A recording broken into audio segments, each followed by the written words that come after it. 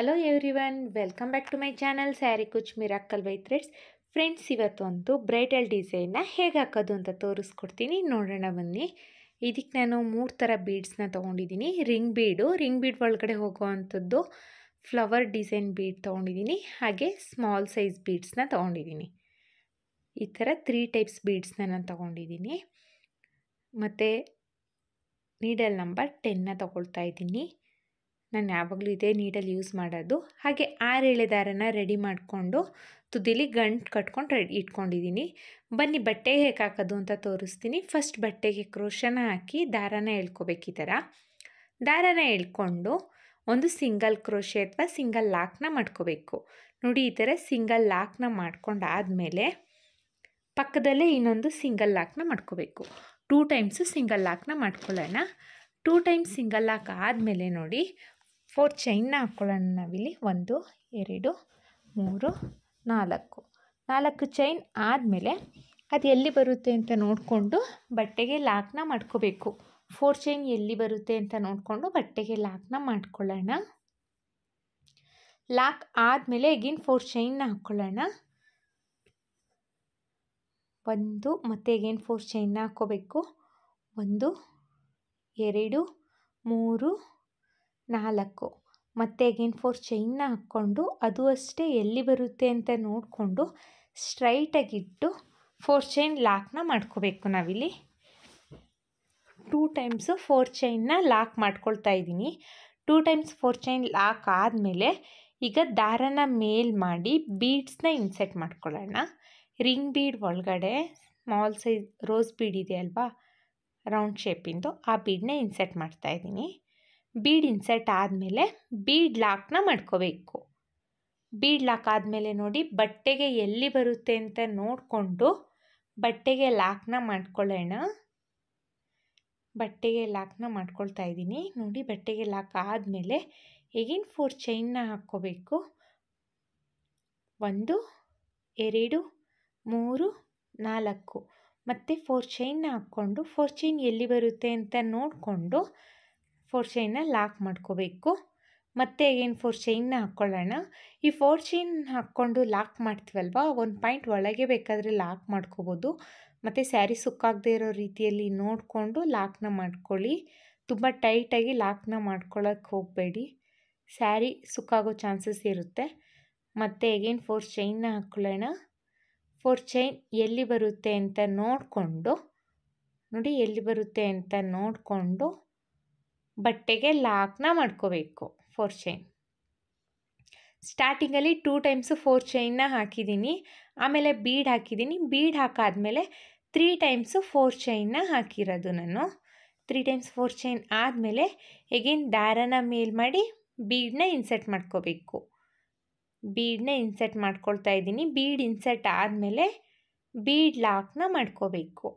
Bead lock ಆದಮೇಲೆ ನೋಡಿ, ಇಲ್ಲಿ ಸ್ಟ್ರೈಟಾಗಿಟ್ಟು ಬಟ್ಟೆಗೆ ಎಲ್ಲಿ ಬರುತ್ತೆ ಅಂತ ನೋಡಿಕೊಂಡು ಸ್ಟ್ರೈಟಾಗಿಟ್ಟು ಬಟ್ಟೆಗೆ ಲಾಕ್ನ ಮಾಡ್ಕೊಳ್ಳೋಣ.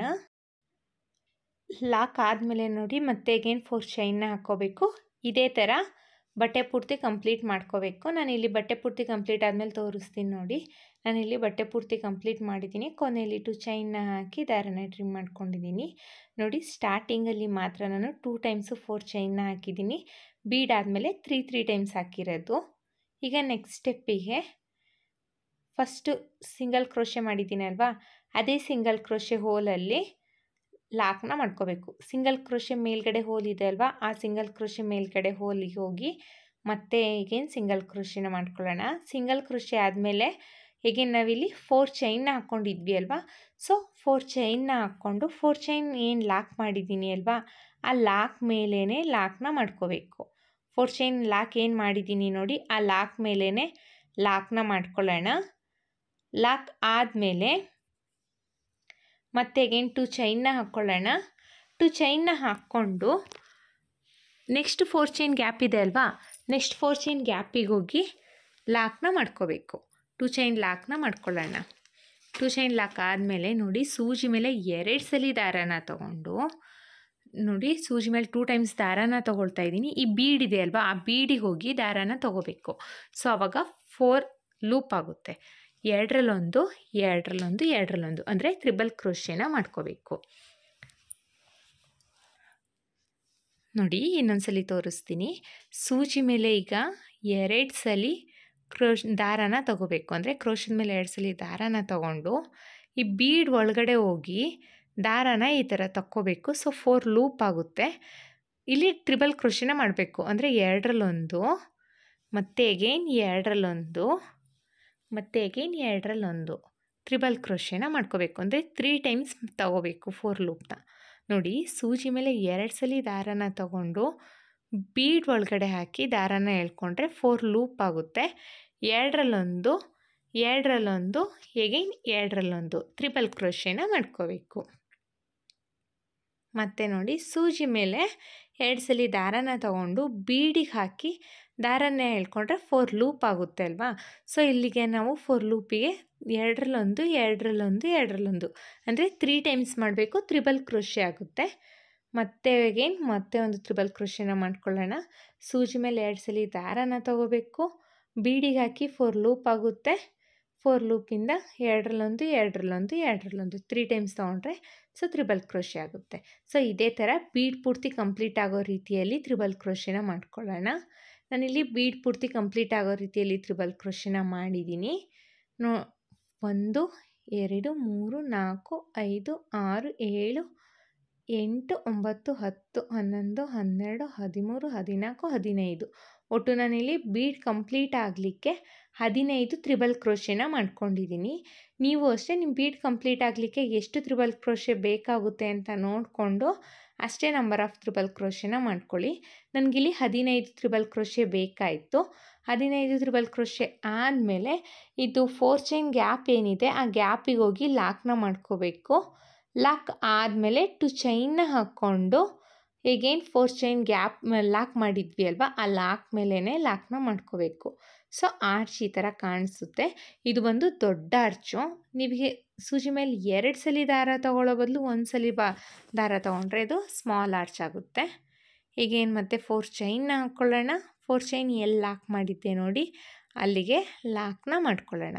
4 ಚೈನ್ ಲಾಕ್ ಮೇಲೇ ಲಾಕ್ನ ಮಾಡ್ಕೊಳ್ಳೋಣ. ಲಾಕ್ ಆದಮೇಲೆ ಅಗೇನ್ 2 ಚೈನ್ನ ಹಾಕ್ಕೊಂಡು 4 ಚೈನ್ ಗ್ಯಾಪ್ ಇದೆ ಅಲ್ವಾ, ಆ 4 ಚೈನ್ ಗ್ಯಾಪಿಗೆ ಹೋಗಿ ಸಿಂಗಲ್ ಕ್ರೋಶೆ ಅಥವಾ ಸಿಂಗಲ್ ಲಾಕ್ನ ಮಾಡ್ಕೋಬೇಕು. ಸಿಂಗಲ್ ಲಾಕ್ ಆದಮೇಲೆ ಈಗ ನೋಡಿ ಇಲ್ಲಿ ಸೂಜಿ ಮೇಲೆ 2 ಸಲ ದಾರ ತೊಗೊಳ್ತಾ ಇದ್ದೀನಿ. ಬೀಡಿಗೆ ಹೋಗಿ ದಾರಾನ ತೊಗೊಂಡ್ರೆ 4 ಲೂಪ್ ಆಗುತ್ತೆ.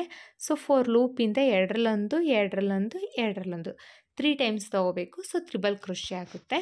ಮತ್ತೆ ಅಗೈನ್ ಸೂಜಿ ಮೇಲೆ 2 ಸಲ ದಾರ ತೊಗೊಂಡು ಬೀಡಿಗೆ ಹಾಕಿ ತ್ರಿಬಲ್ ಕ್ರೋಶೆನ ಮಾಡ್ಕೊಳ್ಳೋಣ. ಸೇಮ್ ಪ್ರೊಸೀಜರಲ್ಲೇ ಬೀಡ್ ಫುಲ್ ಕಂಪ್ಲೀಟ್ ಆಗೋ ರೀತಿಯಲ್ಲಿ ನಾವು ತ್ರಿಬಲ್ ಕ್ರೋಶೆನ ಮಾಡ್ಕೋಬೇಕು. ಒಟ್ಟು ನಾನು ಸ್ಟಾರ್ಟಿಂಗಲ್ಲಿ 15 ತ್ರಿಬಲ್ ಕ್ರೋಶೆನ ಮಾಡ್ಕೊಂಡಿದ್ದೀನಿ.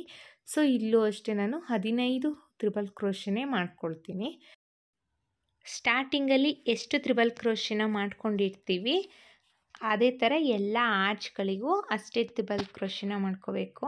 ನಾನಿಲ್ಲಿ ಕಂಪ್ಲೀಟ್ ಆದಮೇಲೆ ನೆಕ್ಸ್ಟ್ ಸ್ಟೆಪ್ನ ಹೇಗೆ ಹಾಕೋದು ಅಂತ ಹೇಳ್ಕೊಡ್ತೀನಿ.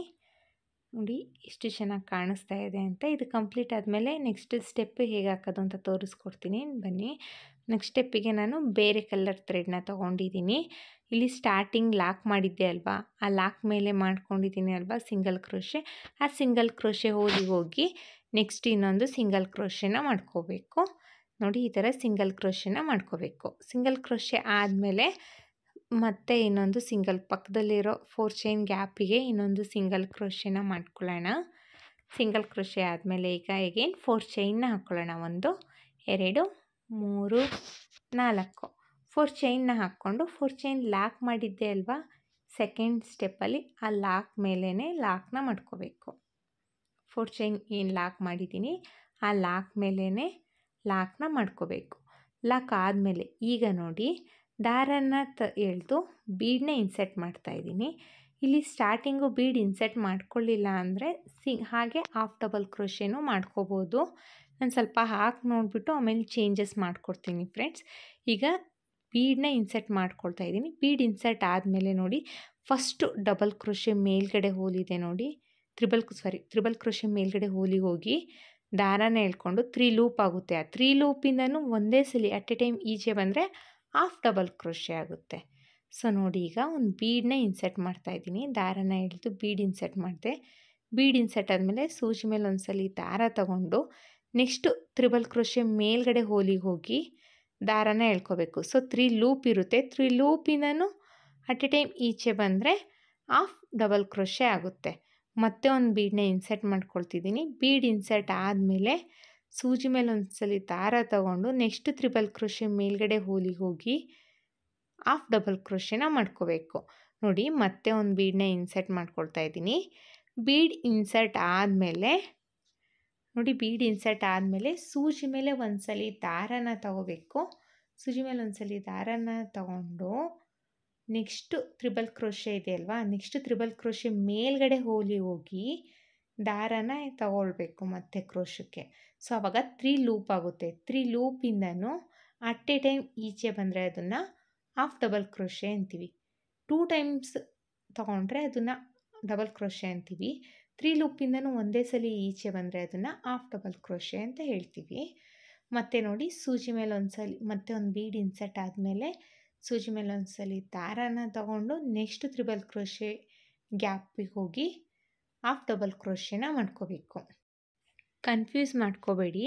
ಫಸ್ಟು ಬೀಡನ್ನ ಇನ್ಸರ್ಟ್ ಮಾಡ್ಕೋಬೇಕು. ನೋಡಿ, ಇಲ್ಲಿ ಬೀಡನ್ನ ಇನ್ಸರ್ಟ್ ಮಾಡ್ಕೋಬೇಕು. ಬೀಡ್ ಇನ್ಸರ್ಟ್ ಆದಮೇಲೆ ಸೂಜಿ ಮೇಲೆ ಒಂದ್ಸಲಿ ದಾರ ತಗೊಂಡು ತ್ರಿಬಲ್ ಕ್ರೋಶೆ ಮೇಲ್ಗಡೆ ಹೋಲಿಗೆ ಹೋಗಿ 3 ಲೂಪ್ ಆಗುತ್ತೆ. 3 ಲೂಪಿಂದನೂ ಅಟ್ ಎ ಟೈಮ್ ಈಚೆ ಬಂದರೆ ಹಾಫ್ ಡಬಲ್ ಕ್ರೋಶೆ ಆಗುತ್ತೆ.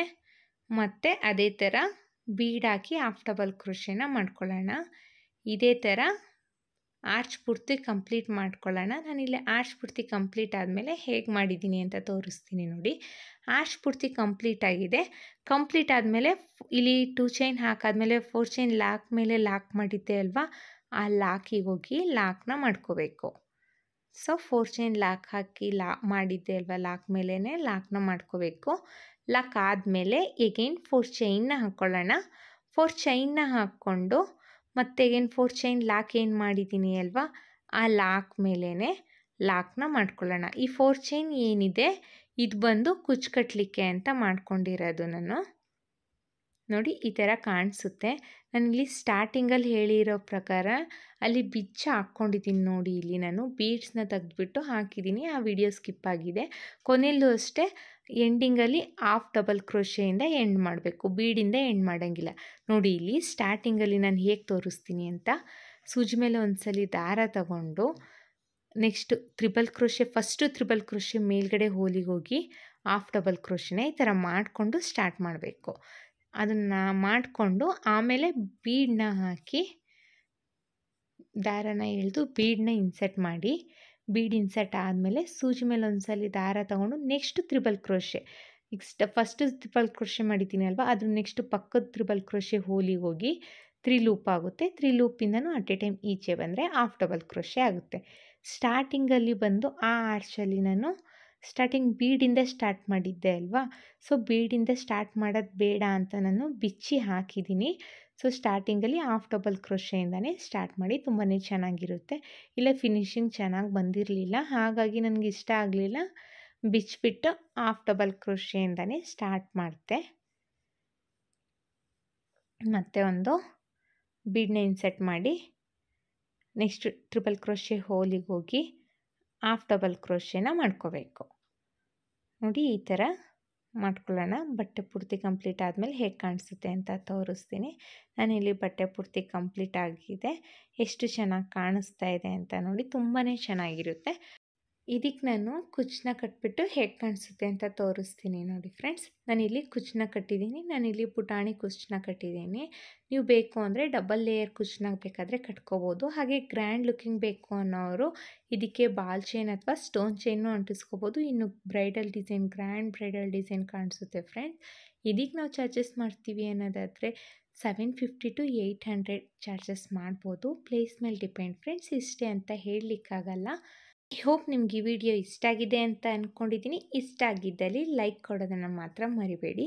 ಹಾಗೆ ಯಾರೆಲ್ಲ ನನ್ನ ಚಾನಲ್ನ ಸಬ್ಸ್ಕ್ರೈಬ್ ಮಾಡದೆ ನೋಡ್ತಾ ಇದ್ದೀರಾ, ಪ್ಲೀಸ್ ಸಬ್ಸ್ಕ್ರೈಬ್ ಮಾಡ್ಕೊಳ್ಳಿ. ಒಂದು ವೇಳೆ ನೀವು ಇದನ್ನು ಫೇಸ್ಬುಕ್ಕಲ್ಲಿ ನೋಡ್ತಾ ಇದ್ದರೆ ಫೇಸ್ಬುಕ್ ಪೇಜ್ನ ಫಾಲೋ ಮಾಡಿ ಫ್ರೆಂಡ್ಸ್. ಮತ್ತೆ ಮುಂದಿನ ವಿಡಿಯೋಲಿ ಭೇಟಿಯಾಗೋಣ. Thank you for watching. Bye.